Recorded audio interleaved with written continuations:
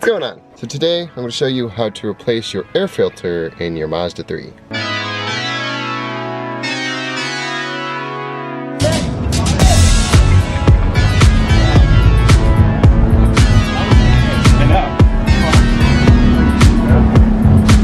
you're going to want to go into the passenger side. The air filter is actually behind the glove compartment. Ooh, goldfish. So there's two clips, one on the left, one on the right. I'm going to pull this one here so you hear it kind of pop out. You see right there. And then we're going to do that same on the other side. It's going to pop out and it's going to release it down, and the air filter's in the back there. Now that the glove compartment's all the way down, gonna reach back there, and then there's one little tab right here. You're gonna lift up and then pull straight out. And here's the old air filter. Ew, so dirty. Is it a B? Nasty. So here's just 2 years worth of crap and dust and dirt that went through this air filter. Definitely old and dirty. Bunch of stuff on it.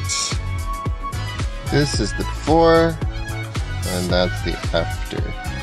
So this goes right back in, straight back in there. You see there's a slot in there.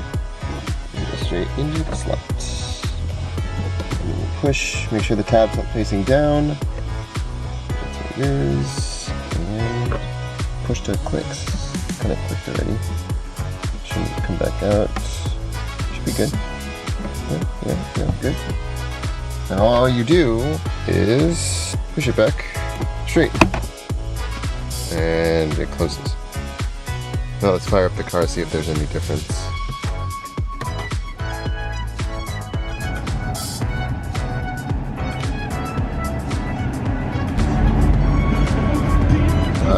Whoops. Definitely smells like a new air filter. Kind of has like a new car smell. So definitely let it run. It'll definitely break in and smell like your car again. Hope you guys liked that video.